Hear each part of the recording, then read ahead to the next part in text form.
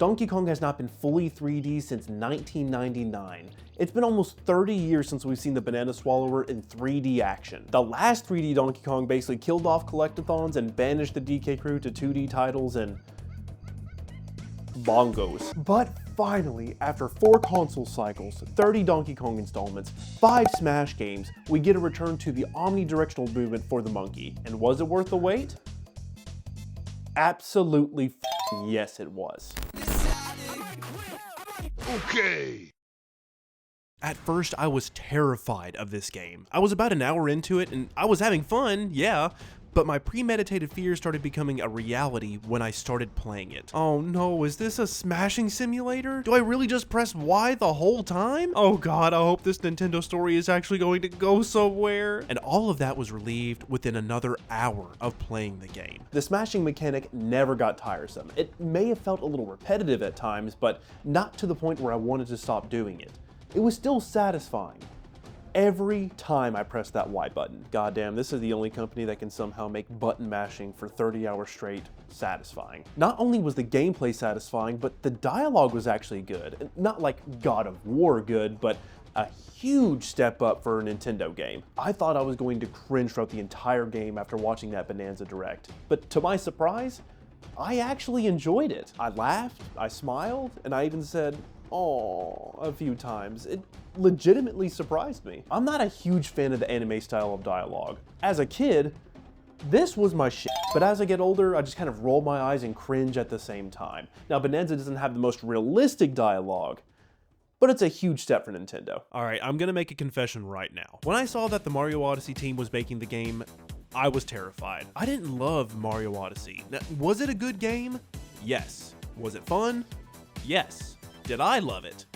No. I have not replayed that game since the day I beat it back in 2017, but Donkey Kong is my f***ing jam, man. So I assumed that this was going to be way too similar to Mario Odyssey. Thank God I was wrong. Visually, musically, and audibly, it is much different to Odyssey. Collecting bananas does have similarities to collecting moons, but DK does do it differently enough to make every single banana satisfying and worth it. DK Bananza is its own game and a tribute to Donkey Kong alone. I was scared it was going to lack depth, emotion, storytelling, and gameplay. Not to say that Mario Odyssey does that, but it kind of does. I'm not saying Donkey Kong has to be this masterpiece storytelling of a game or anything like that, but it is nice to actually have more depth in it than other Nintendo games. Now, it did feel really easy at the beginning.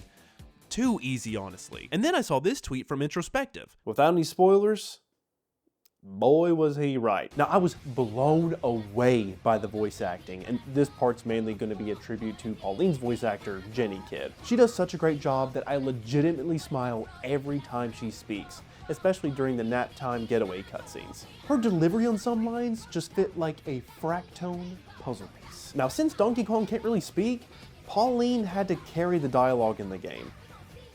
And that she did. You can tell that Jenny Kid had fun recording her lines, and that's what makes or breaks voice acting in a game.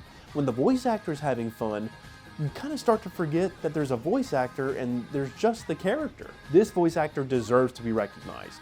She's great. The humor in the game can be laugh out loud funny at times. I'm not joking. I literally laughed pretty hard, especially at the beginning of the game. The visuals are f***ing spectacular. Every layer had me saying, "Oh, banana." And every music track had me thinking that this was the early 2000s Nintendo, when music was f***ing amazing. I feel like we've been lacking that iconic music feel lately, but that also could just be me getting older, and I do recognize that. Seriously, this game is incredible. This is why I bought a Switch 2. I expressed in my Switch 2 video that I was kind of disappointed by the launch. While Mario Kart is a huge seller, and honestly the smartest business move to make with a new console, it's not the right game to launch a brand new, high-powered system on. This game is. I was surprised how good this game ran. I only ran into frame rate issues during the last boss, and trust me, there was a lot going on. Every time I went deeper into a layer, I couldn't stop thinking how good this game looks. If this is the beginning of the Switch 2 cycle, especially since this game started development on the Switch 1, I cannot wait to see what this system brings in the future. Plus, I also couldn't stop thinking how this game will affect DK in the next Smash Bros. And I'm sorry, I can't stop thinking about it. I can't stop thinking about how his design will be affected, his moveset, everything. Bananza will have a huge effect on Smash. And I also said before that I didn't like this redesign of DK. After playing this, I completely 180'd and changed my mind. This looks so much better. So I'm sorry, I was absolutely wrong.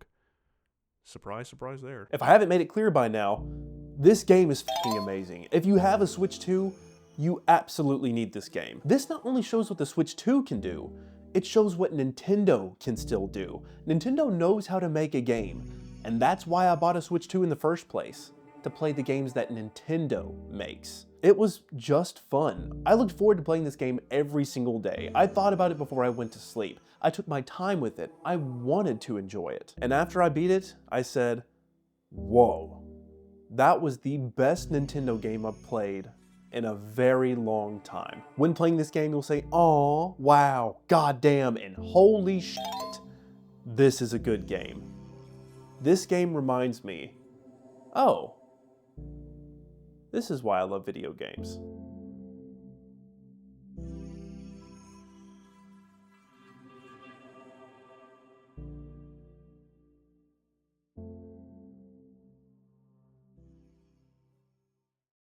I didn't even talk about the post-game content, and that's because I'm not collecting every single banana in this game. I collected everything in Donkey Kong 64 right before I played this game, so I'm not really in the mood to collect every single thing in a game for a long, long time. And I made a video about how much of a hellish experience that was, so I just need a break from that. That ruined my brain. Bananza's a good game, though. Oh. Oh, my back. Oh, my back! Okay.